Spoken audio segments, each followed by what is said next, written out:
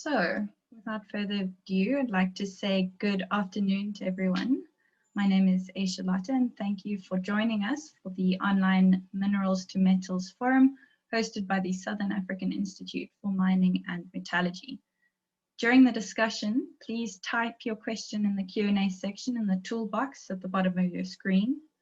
After the presentations, you will have a Q&A session to answer these questions.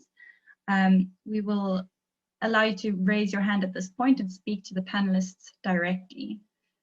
Please note that this forum is recorded and will be made available to the public. You can remain anonymous by changing your name and leaving your questions in the Q&A section. If you have any issues or would like to be added to the mailing list, please send me a private message in the chat. So today I'd like to thank both of our panelists for joining us. We have Manson, Gwanyanya and Vama, Jele. In discussion with them, we will explore the extractive industry in South Africa through the lens of human rights activism and real-life experiences.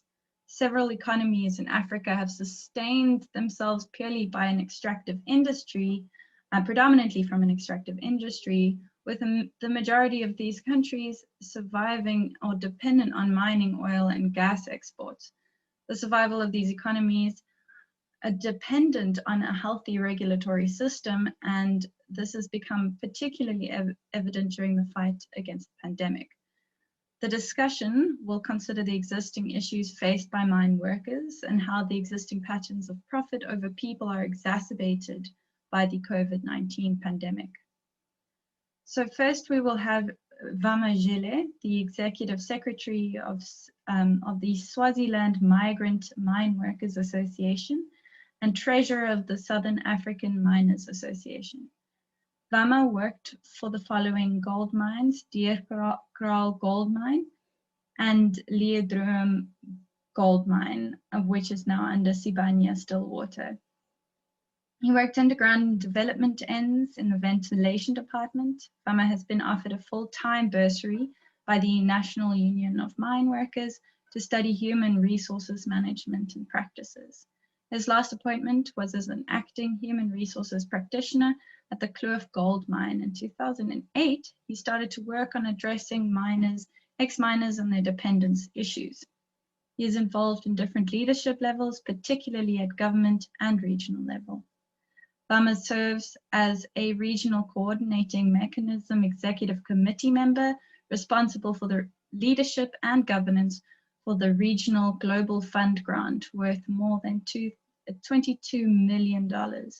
He is also on the technical advisory committee on labor migration in Eswatini.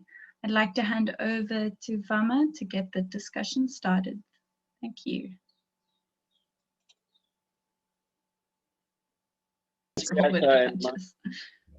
Thank you, Aysha and Manson, and as well as good afternoon, colleagues. I'm Vama Jele from the Southern Migrant Mine Workers Association, which is SAIMM, and I'm actually there as a executive secretary, and I'm also in charge of regional coordination of the Miners Association in about 7 countries of SADC, and I'm based in Eswatini.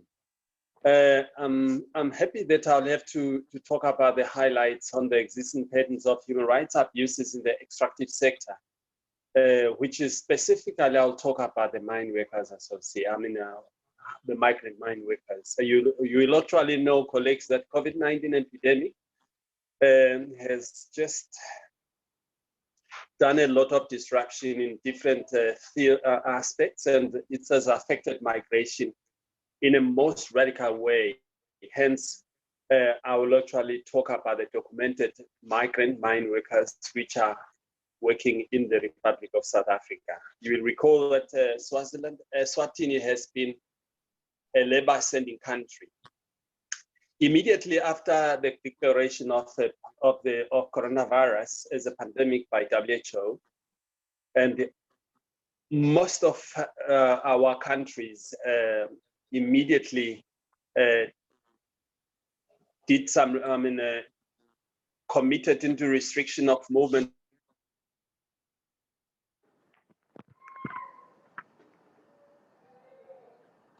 of people and across the borders. which also affected traveling, and also the border gates were closed, totally closed. But there are a lot of things that actually forced deprivation of jobs and earnings, which affected most of our migrant mine workers. And the rules which were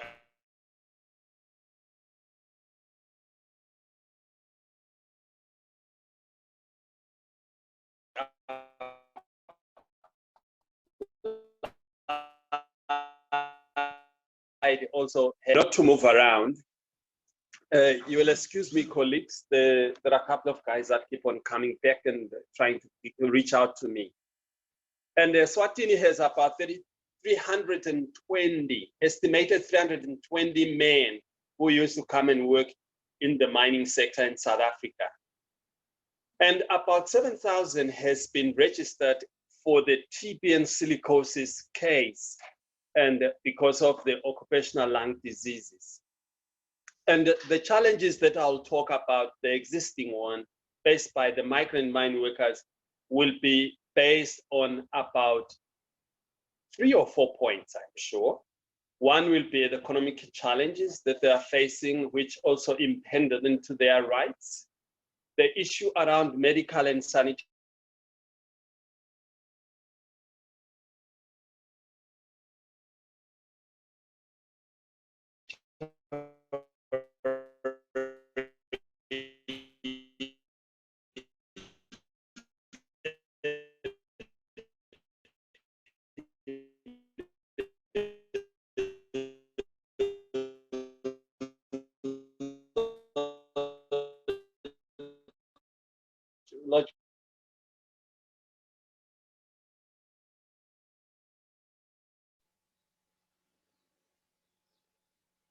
Vama, we are unfortunately unable to hear you. Okay.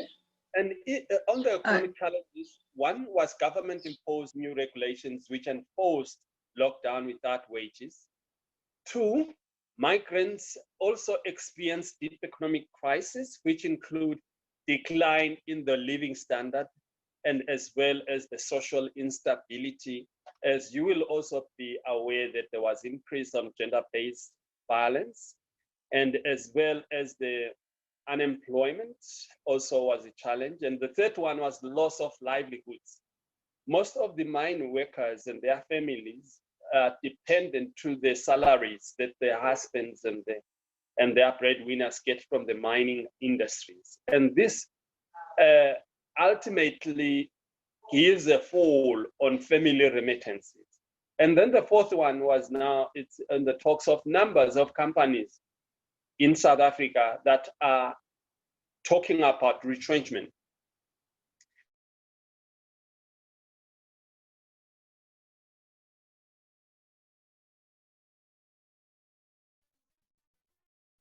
And these are actually facing the challenge of being locked down, and as well as the societal challenges that are facing.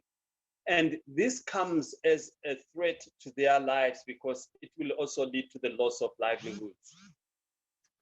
And then the fourth one, the fifth one, it's on the issue of strategic reskilling of them, because most of these mine workers already, some have been informed that they will not be employed.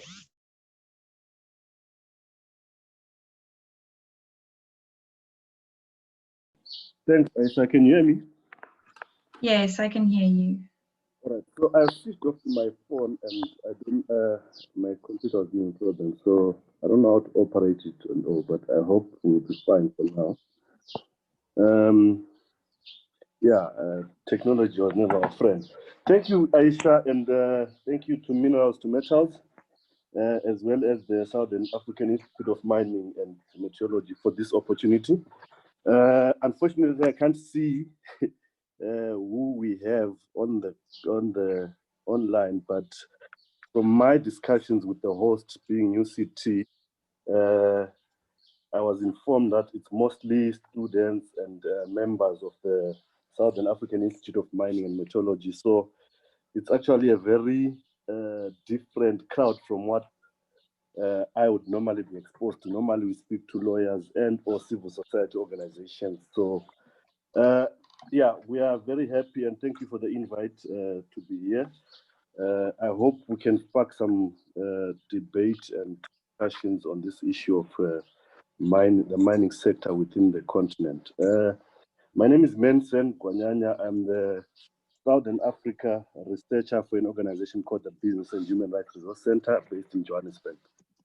I basically just want to do about 4 things with very minimum time, little time that I've been given.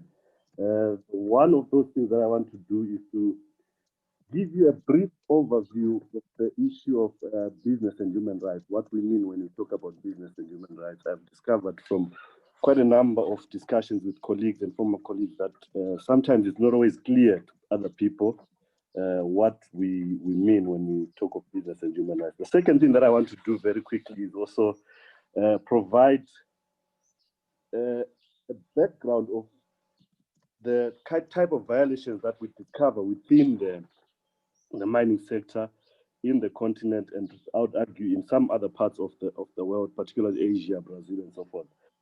Just highlighting some of the human rights violations that take place within the context of mining in Africa particularly, but those might also apply to other parts of the world. And then the third thing that I want to do is to then bring the topic of COVID-19 and the violations that we were witnessing and are still witnessing in the current COVID-19 pandemic. And then I'll probably just, the last thing I want to do is to conclude by giving some form of solutions or possible solutions or ideas on how we think we can address some of those things. So those are the 4 things that I want to do within the next 20 or 30 minutes, hoping Vama will be back to join us. Also, because I want us to have a conversation, and Aysha, you assist me with the questions if there are any. I'm probably able to, but from my phone, I can't see any questions from the audience. So you assist me with that. But before I do those things, let me just quickly give a background of the organization that I work for and what it is that we do, so that you familiarize yourself with where I'm coming from, my background. The organization I work for is called the Business and Human Rights Resource Center. It is based in London and it has offices as well in New York. Our main mandate or focus is highlighting abuse of human rights abuse by corporations, by businesses. So any form of business, company, small or large, big, agricultural sector, mining sector, apparel sector, any sector, you name it, our job is to highlight violations of human rights in there, and also seek to bring those companies that are involved with those violations to account for those violations. And we do this in a number of ways, as approaching the company headquarters, approaching the investors who have invested in those companies, and asking them to provide some form of leadership within the companies and ensure that there's not much violations taking place. So that's mainly what we do. Our website is sort of an information hub where we post allegations and or actual cases of human rights violations where individuals' rights have been violated. And if you go to our website, www.businessandhumanrights.org, you'll find that there's quite a lot of information. I think we are the biggest in the world information hub when it comes to violations of human rights across the globe. So you'd get almost any information in as far as business and human rights is concerned. So that's the background, and that's where we come from. So let me quickly move to the 4 things that I want to do. First, I say the background of an overview of human rights and what we mean when we spoke about human rights. I've discovered that many people believe that a few colleagues, actually in private sector, believe when we say human rights, we are talking about some form of handouts from companies or something of that nature, and that we seek to disturb the free flow of profit. That's not really what we are concerned about. We are not concerned about what we refer to as corporate social responsibility, urging companies to build roads or build schools or anything of that nature. We I mean, of course, we applaud those things, but that is not our main interest or our main goal. Our main interest is to ensure that human rights, which are just rights that accrue to individuals by the mere fact that they are humans, are not violated by companies in the process when they are pursuing their profits. So the simplest example that I always use is that we are not concerned about how a company makes its profits. We are more concerned, we are not concerned about how a company spends its money or how what it does with its profits after getting into whatever business adventure that it might have been involved in. We are more concerned on the how part. How has it made that money? In that process, have there been any humans who have been affected by the conduct of the corporate citizen responsible for the human rights, for the pursuit of profit? So really, it's not some form of a privilege that we seek to get from companies. It's their rights. There are things that accrue by the mere fact that you are right. And when I move on to my next point, I'll highlight what exactly. I'll give some examples of what exactly we mean by that. But safe to say that we are not really concerned about building roads by a mining company, for example, or building boreholes and so forth, unless or to the extent if they have been responsible for causing some form of harm in that extent, which then affects your rights. So, for example, if a mine is mining in Mpumalanga, and as a result of that mining, the water sources of the communities in Mpumalanga become polluted, and the communities are affected. They can't drink their water. Then, because they've affected your right to access to water, we then want them to remedy the situation, provide some form of remedy. So, if you look at the UNGDPs, it is what Professor agrees, what we refer to as the third principle, the respect pillar. And basically, we are saying companies should respect human rights and do no harm, basically. Do not assist in causing harm to individuals, whether directly or indirectly. So that's basically most of the things that we are more concerned about, that individuals' rights are not violated in the process of companies making profits. So just to highlight some of these rights, right to equity, dignity, security of a person, the right to housing, and so forth. I mean, they vary from nation to nation depending on the laws of that country, but internationally, there are also some standards that are internationally recognized, which will not in any way or form change the context. So that's just a brief outline of what we are talking about human rights. We're not asking for companies to do favors of people, to do people favors by giving them handouts or jobs or anything of that nature. We're asking them not to do any harm and not to cause any danger to people. That's what we talk about when we say business and human rights. Now, that's just a brief. The second thing that I wanted to do is to bring this issue of human rights in context to mining, and I'm only going to stick. You'd recall that I mentioned that we actually speak to business, any form of business, but my discussion today is going to be limited to the mining sector in Africa, and I want to firstly give a brief historical account of what mining has done to Africa, and I'm sure if there are some of you who have followed the subject of business and human rights, particularly in most African countries, you'd have came across the term called resource curse, where people are basically trying to describe the fact that minerals have sort of been a curse to African citizens and Africans in general. Not many people benefit from mining within the context, except maybe in some instances a few elite who are politically connected or have influence and power or something of that nature. So historically, mining has not been good at all to Africa and its citizens. If history was anything to go by, I think we should at this point have concluded that mining will not benefit anyone in Africa or the majority of African citizens, and we would have perhaps at some point come to the conclusion that we don't need mining anymore. But why do we continue? Why does this continue to happen for over the years?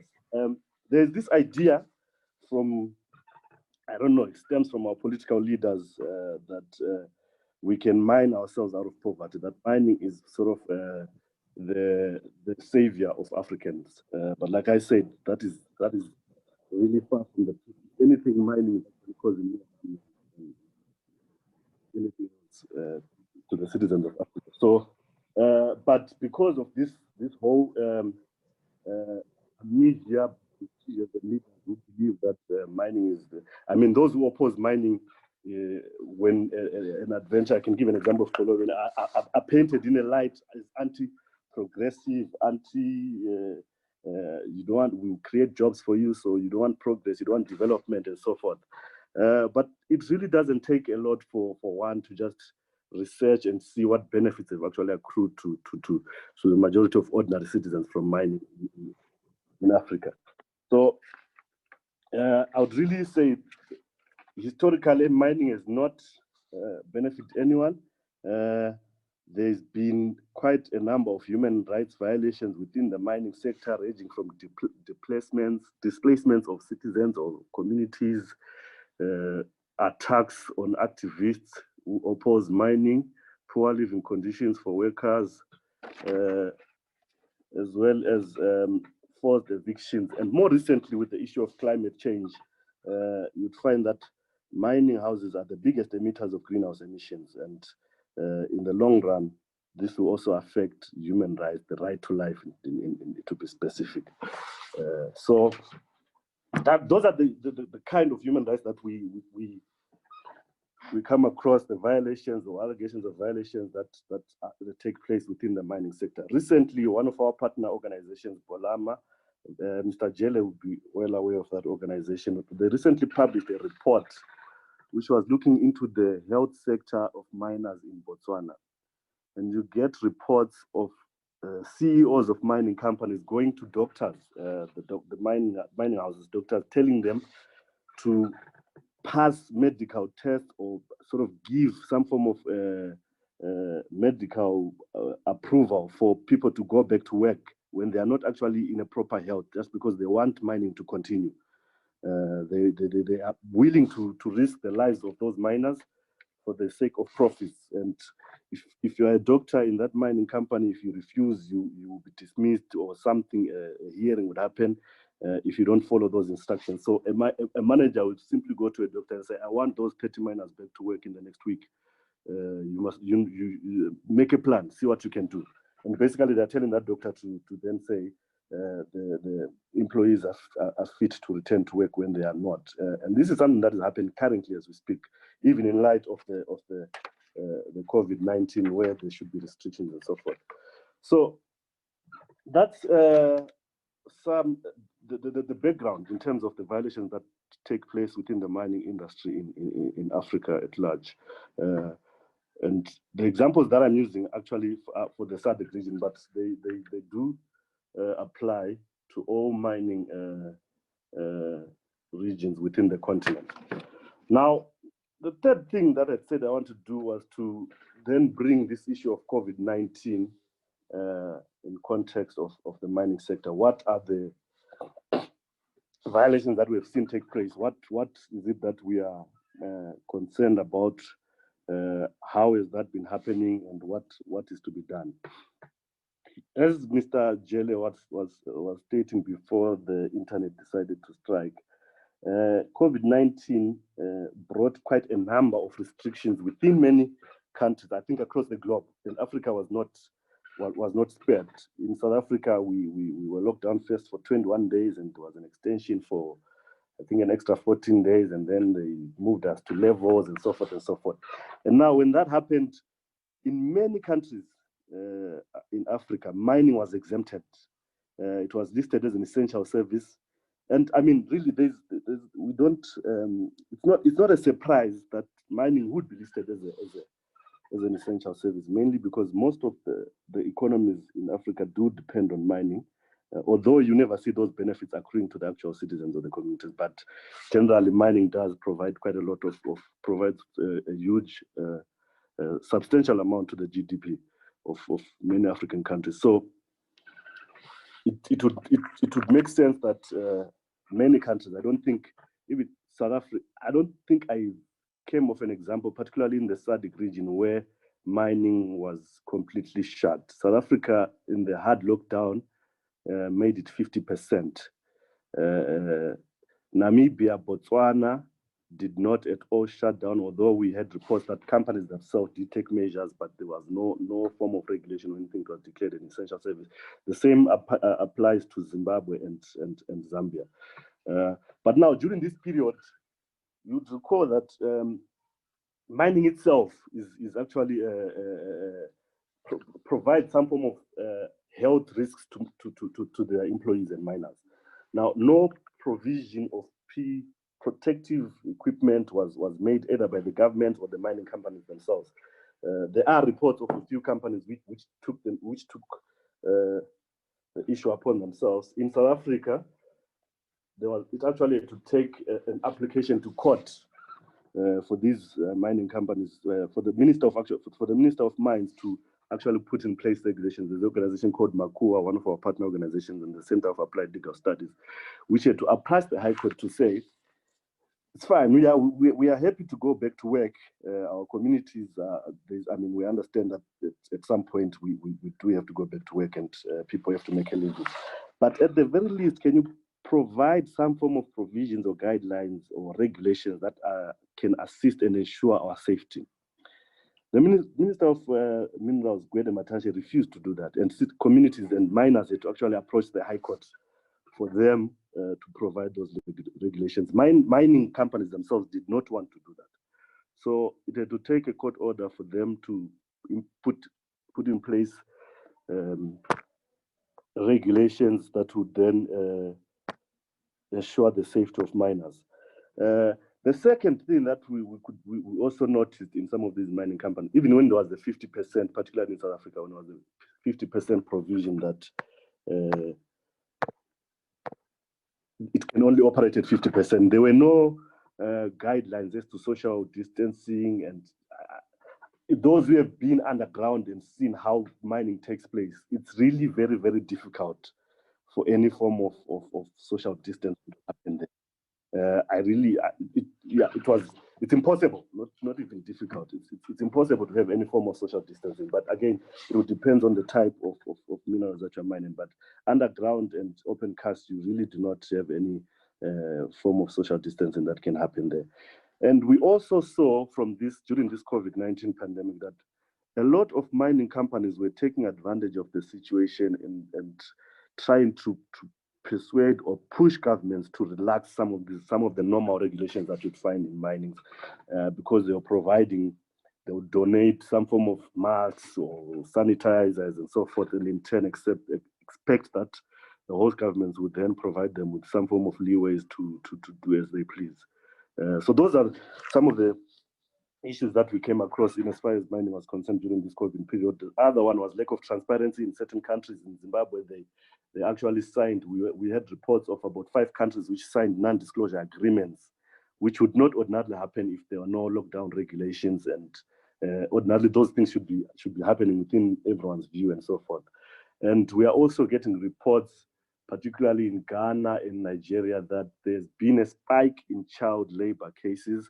And I would not think that even countries in the southern part of the continent, Southern Africa, would be spared of that, mainly because with these restrictions, quite a number of schools have been closed, and in those countries where there's too much poverty, what then happens is that the family or the father would then say the child must go and must come and assist him in working and ensure that there's more money. This also applies to the agriculture sector to an extent, but our discussion for today is only limited to mining. So that's the first thing that I wanted to do, summary, just to bring the types of violations that we have seen as a result of the COVID-19 within the mining sector. There are many more. This is just simply a sort of a highlight of the issues that we had to encounter and are still encountering. I mean, even with the relaxation of the lockdown regulations, particularly in almost every country within the SADC region, these things continue to happen. Children in Zimbabwe are still being made to go and pan gold because there's poverty and there's the schools are closed. So as a result, you find that these kids have plenty of time to waste, and it then inadvertently leads to an increase in child labor. So yeah, that's just the summary of the COVID-19 and human rights violation within the mining sector in Africa. Now, lastly, I want to sort of provide some form of, I don't know, ideas, and these are not really new ideas that I am coming up with. These are things that have been there for quite a number of years, and we have been trying to ensure governments and mining companies themselves try to abide by some of these things. But we are then saying now, because of the COVID-19 situation, it is becoming more urgent for some of these things to be done. We don't want to lose life unnecessarily because people just want to pursue profits.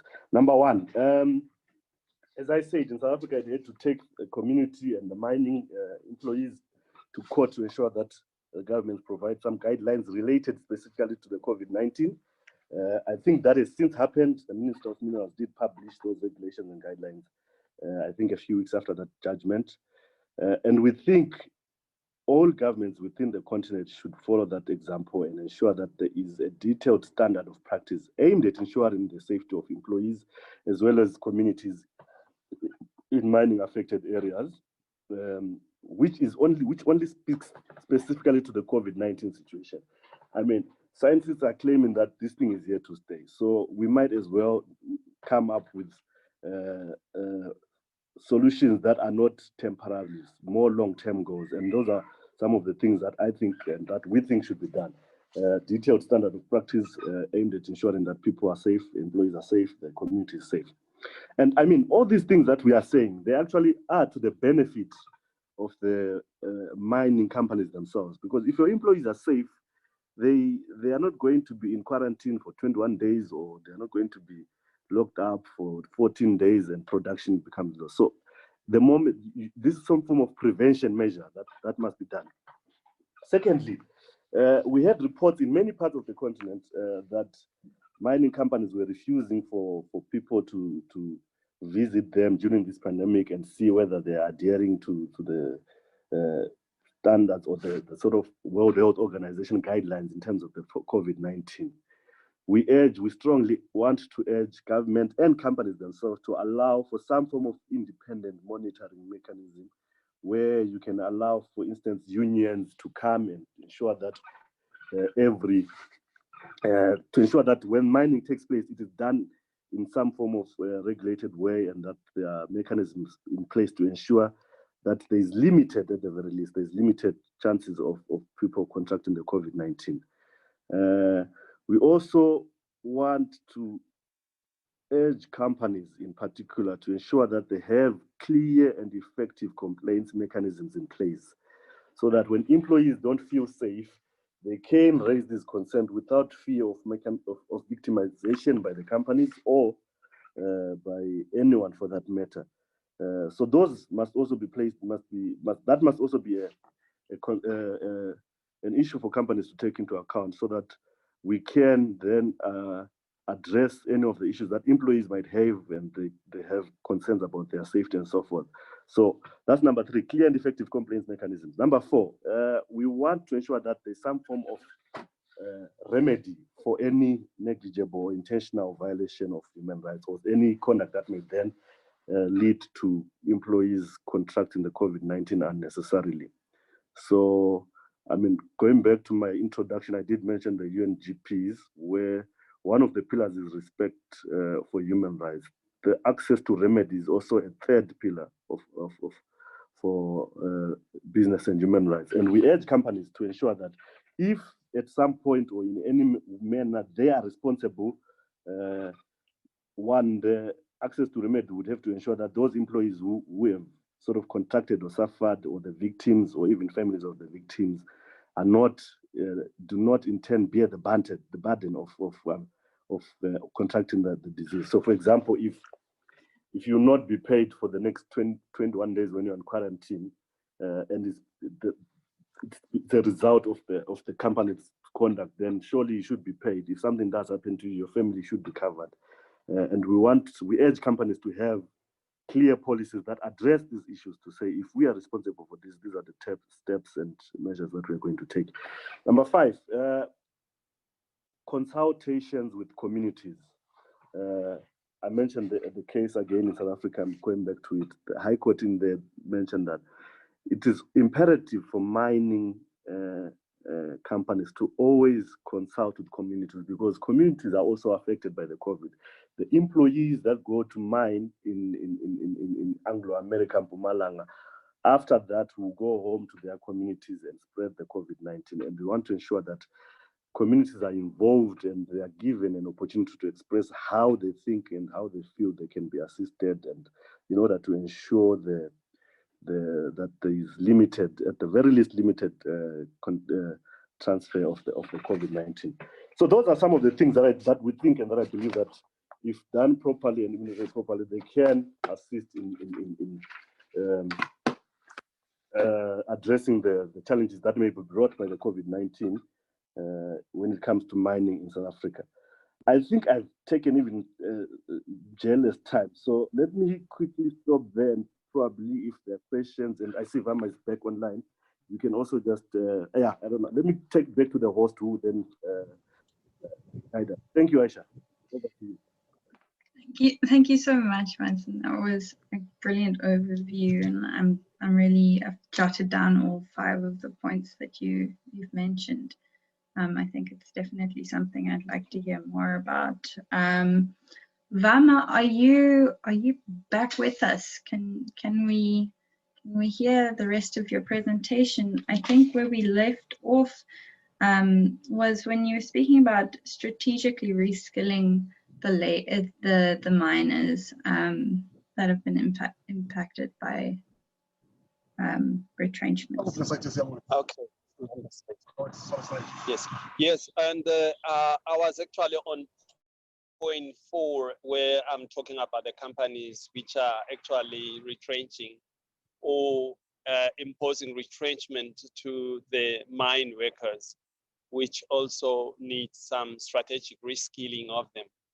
And then maybe to the last point of it, I actually want to talk about that this actually compromises the safe, orderly, and regular migration, which ourselves as an organization is promoting, the COVID-19. And also taking recognizance that the ex-mine workers have got a lung impairment due to the exposure to silica dust and other impurities, which they actually inhale while working underground, which has got also an impact to them because of that they always had to travel to South Africa to make claims for the unpaid benefits and as well as unpaid compensation. And then my second subtopic was around the medical and sanitary epidemiological challenges, where I actually had to talk about the health coverage. Even though the access to health coverage is there, I will have to mention that for migrants who had chronic diseases and who returned to the country of origin face difficulties for the drug refills because of the stockouts, and also when we find that their treatment is not available in the country of origin, especially in Eswatini. And also we also have very weak medical systems. And look, the third point around that was the medical health system, which is very weak. And you will also know that in SADC, whatever it's given to South Africa is not exactly what is given in Eswatini. Same with the drugs. And the fourth one was on the issue of that we had about 30 female mine workers who didn't have access also in some of the sexual reproductive health services during their stay here, which also applies to men who didn't also have information on that. And what is also important is that this disrupted their treatment causes and also have challenges in adherence, and as well as on those who have returned home because of this illness. At most, I've seen the COVID-19 that it has got more negative impact, where about 5 ex-mine workers in Eswatini passes on every week, and we have got funeral every week. In such that we are aware that we've got this 5 billion settlement that has been made available to compensate them, and all of those that are passing on are not even able to have seen this money, even though the settlement was made order of court on July 2019. To date, none has been paid. And what we have learned is that most of these ex-mine workers that are very sick with TB and silicosis, they are even failing to get they are even failing to get their ordinary compensation, the statutory compensation from the Compensation Commissioner for Occupational Diseases, because of the excessive unnecessary documents which are required to submit for a claim. And even though they have worked for so long, they are not even aware how long does it take to pay one person compensation. And then the third one was social and psychological challenges, where we find that there was a lot of uncertainty. There was a fear of becoming ill. There was lots of work, means of inability to send money home, because you know that the families are dependent to their remittances. And the last one was the denial to access to social protection in our country. And as well, they were not benefiting in the Republic of South Africa. And at last, when we advocated, we've seen some of them getting the relief fund from the UIF. And then the other topic that I'll speak to is the political challenges. There is a lot of stigma and xenophobia, targeting migrants, where accusation of spreading the virus, it's viable.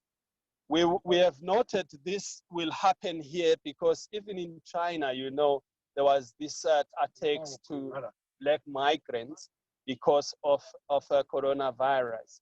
And the other issue that we have seen on migrant miners is the high probability that migration rules will be tightened by the countries, and which also challenge the global compact on safe, orderly migration and legal migration signed by the United Nations in 20.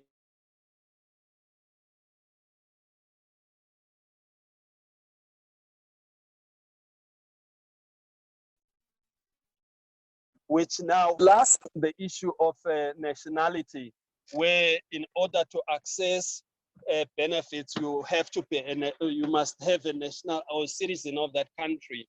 We have seen this happening to our migrants. So it is a challenge.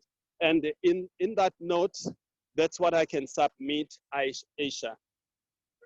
Thank you.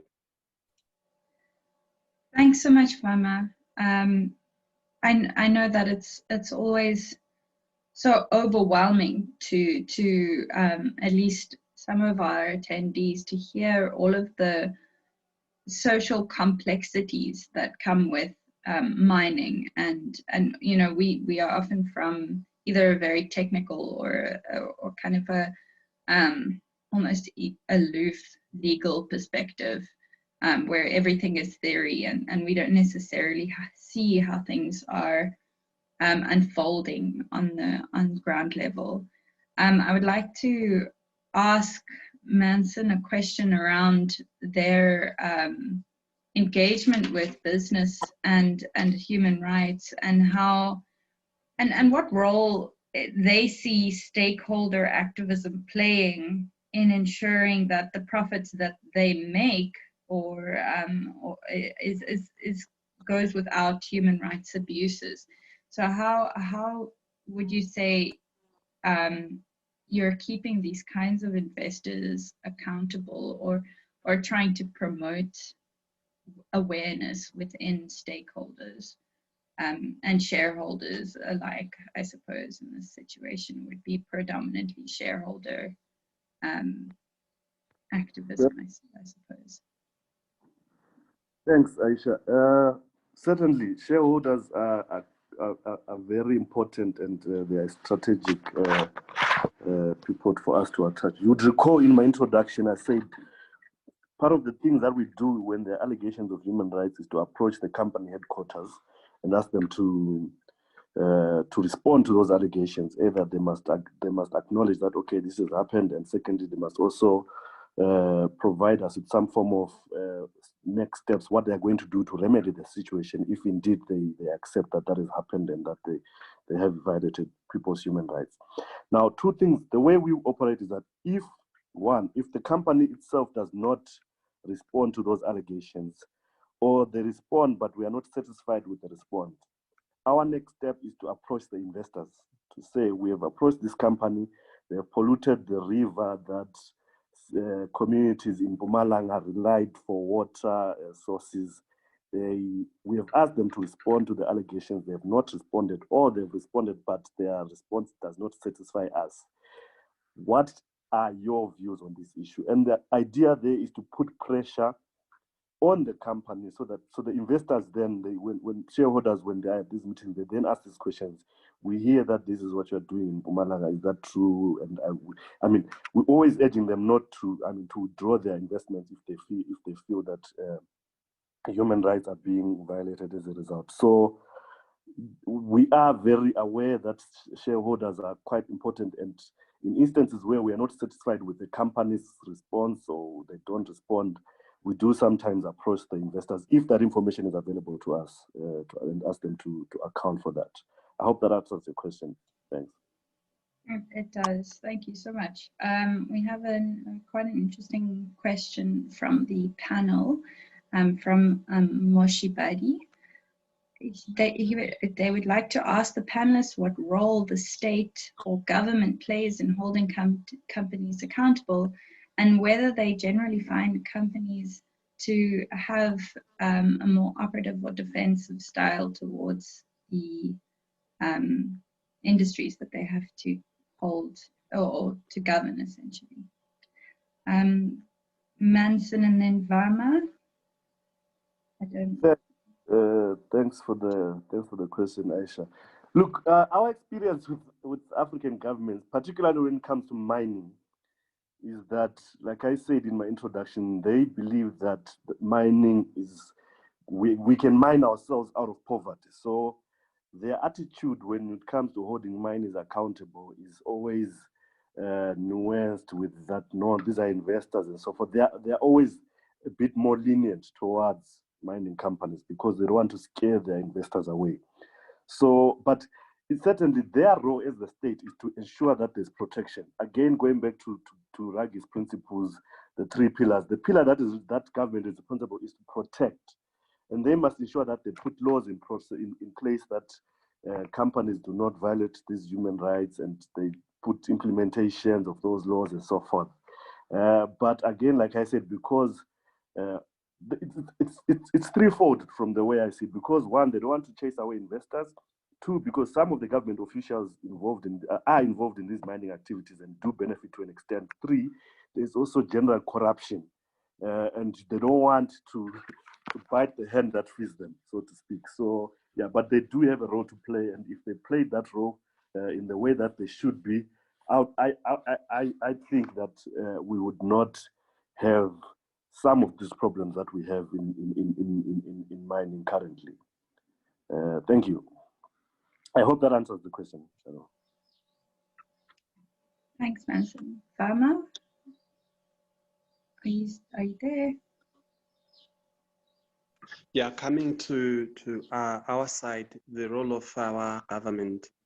during the COVID-19, and as well as going forward, seeing that the migrant miners are protected and are well cared off. One thing that they did, they included us to contribute to the country national social protection plan, which was the main point that I find it very interesting, and as well as building up some of the information on COVID-19 prevention in the media, and as well as ensuring that they are covered, especially on the area of food security, because you know for sure there was a high fall of remittances, even though they were not all 100% covered, but some of the families, their families were actually covered. Then the second one was on the area of getting to know how many of the migrant miners that have returned to the country. We came to understand that there were 526, but working with the government, we were able to find out 516 actually get met and they got registered. And we also had them to participate in other platforms like the UN 75 dialogues. And as well as the third area was engaging on the side of what are their immediate needs and trying to build up a case for Eswatini so then all migrants, especially those who are documented, are actually known and also get to document some of their stories.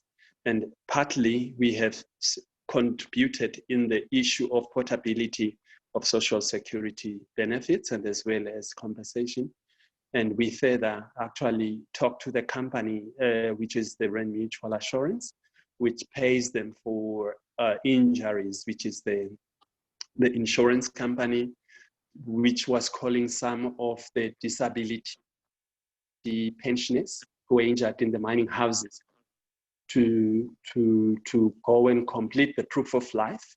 And during the discussions, which was between our government of Eswatini and the association and the Rand Mutual Assurance, they decided to suspend that movements of the disabled people because of injuries, not to go and complete the proof of life. And the proof of life project was suspended up until January 2021, which also, again, it didn't only applied in Eswatini, it also suspended in Lesotho, in Malawi, in Botswana, and as well as in Malawi. In Malawi, Botswana, Eswatini, and Lesotho, and Mozambique.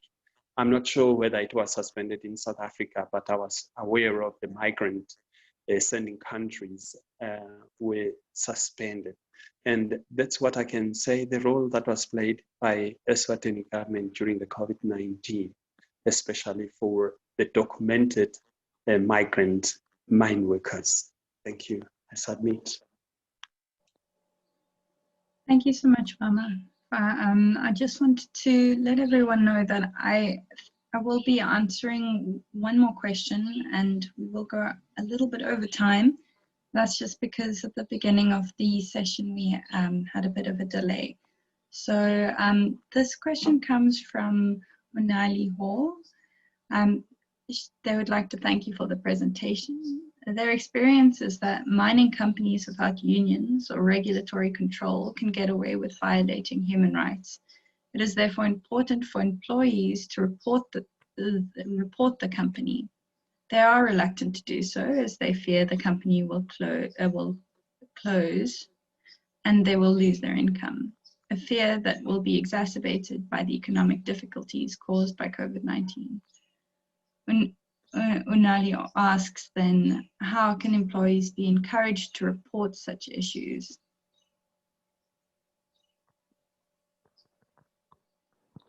Can I go first? For sure. Thanks. Look, by all means, one of the things that we have came across during this whole COVID-19 saga is that, and this is not only limited to mining, it also applies across the board to all businesses in general, is that individuals had gotten to a point where they either choose whether they risk their life going to work and probably get the COVID-19 and die, or you don't work and you have no income, which is also, I don't know which one, I'm not too sure which one of the two is the lesser evil, considering that, I mean, it's not always guaranteed that when you get the COVID, you die and so forth. So it's, you get people who are caught in between a rock and a hard place. But if you recall, during my presentation, one of the sort of ideas that I spoke about was that companies should ensure that they have effective complaints mechanisms in place. And if I had time to sort of develop that further, is that those mechanisms, those complaints mechanisms should be effective in the sense that there is no way that it can come back to haunt the employer who has reported. So it must be there must be no way. What is the term? Anonymous. And companies should then investigate fully and ensure that they address those things that have been raised through those mechanisms, through those complaints mechanisms. So that's one way we think that employees would be encouraged to report issues if they are aware that, okay, their jobs will not be put in jeopardy or in danger. And also if they also feel that the company itself would actually take some form of steps to remedy the situation. That's one of the ways that we think they can be encouraged to monitor. Again, during the sort of ideas or solution part, I did mention that it is important for companies to allow independent monitors. So if employees themselves do not feel comfortable enough to report these issues, if companies can allow third party who are independent monitors to monitor, or even mining unions, or I don't know, any independent party who is not directly affected, to then monitor the situation and report on those situations. We think that might actually go a long way in ensuring that the safety of employees is paramount within the mining houses. Let me stop there. Thank you very much. Vama, would you like to contribute to that point? Okay, I would like to contribute in this sense. A right that is unknown is like not right. The problem that we face in our days, the balance of power, it's because of the inequalities of knowledge, or most of the employees and actually maybe all employees do not really know their own rights that much. In other words, even if they report, they will report in such a way that they cannot stand out for that and say that this is a no answer for it. So that's where the challenge is. I can see that there is this growth, or there is this development that is happening from the mining sector, where most of the employees now are becoming more conversant with their rights, and they are actually moving in a point where they can be able probably to challenge mining. But nevertheless, I think that is one of the reasons that we find that we have got huge ex-mine workers who don't know their post-employment rights. It's because of that era. And in this era, we expect that most of these miners will have developed to another level of being, well conversant into their rights. So maybe that's a bit that I can actually say. Thank you. I submit. Thank you, Vama. We have one more question. And the question relates to social labor plans and what their role is, and how we can ensure that there are professionals in charge of their implementation. So I suppose, Manson, you spoke a bit about how you're not necessarily focusing in on how they're spending their profits and how they're handing out certain roads or maybe even mine hospitals, but the focus is more on how the company makes that profit and how the process kind of impacts human rights. But then what is the role of the social labor plan in that context? Thanks, Aysha. Look, I think for many countries within the Southern Africa region, it is only, I might be wrong, but I think it is only South Africa which has this provision of social labor plans in its, I mean, I don't know for, I mean, I'm not quite sure the sort of people we have on the call, but for non-lawyers, social labor plan is basically in very, very brief sort of terms to try and explain it. It's a contract between the state and the mining company to say, if you give you these mining rights, you are going to sort of do this for the communities or for us in return. And that those social labor plans are actually legally binding because you've agreed to do those things. The one example I can think of is the very famous example of the Marikana massacre, where Lonmin in its social labor plans had promised to build about 500 houses or something. And when they went back to look at that social labor plan, I think quite a number of years later, 5 or so, I really don't recall the facts, 5 or so years later, the Lonmin had only built about 5 houses, which was sort of a joke. But now the issue is that Lonmin is not going to police itself to build 500 houses. It is the Department of Mineral Resources which then has to come and say, you promised 500 houses in 3 years. You have been mining now for the 4th year. We are going to revoke that license if you have not shown any progress. And look, the Department of Mineral Resources is also allowed and has the leeway in consultation with the company. If the company then explains and provides reasons to say, we could not build the 500, but we have built 400, give us an extra 2 years. The Department of Mineral Resources has the discretion to say, okay, we will allow you this sort of leeway. You have 2 years to finalize. But they have the responsibility of implementing those social labor plans. I mentioned earlier on that the duty of the state is to ensure the protection. Now, this is not necessarily a direct human rights violation, but the company, it's actually a contractual obligation which the company has violated, a contract between the state and the company, and they have not fulfilled their part. Now, the state ought to ensure that the company fulfills its promise in terms of the social labor plans. And if it doesn't do that, really, there's not much that can be that one can do. I mean, the company will simply get away with murder, so to speak. And yeah, so I would say that it is the department, it is the state, and in this instance, since you are referring to mining, it is the Department of Mineral Resources' role to ensure that all the social labor plans that have been agreed to between mining companies are indeed fulfilled and implemented. If they are not, don't expect the mining company to then police itself and say, we're going to shut doors because we promised 500 houses and we didn't build 500 houses. Thank you very much. Thank you so much. Vama, closing remarks on the SLP and how it can be used, if you have any. Thank you, Aysha. And coming to the side of the social labor plans, I would like just to state that it's not applied outside the Republic of South Africa.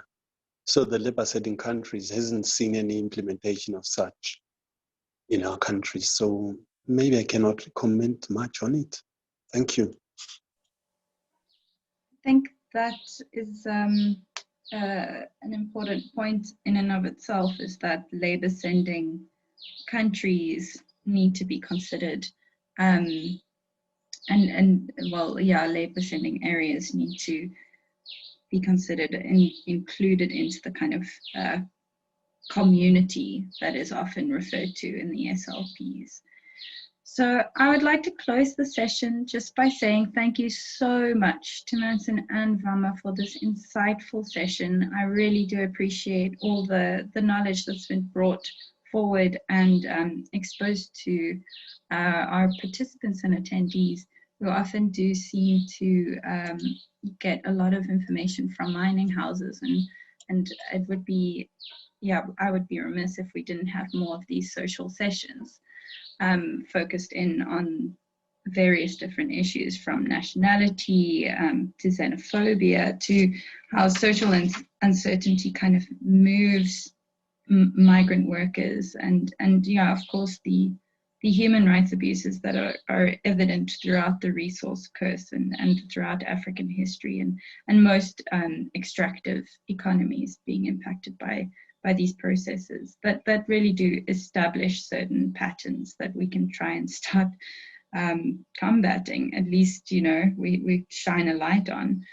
Yeah, deep gratitude, and thank you so much to everyone who attended, and I hope you have a lovely Wednesday further.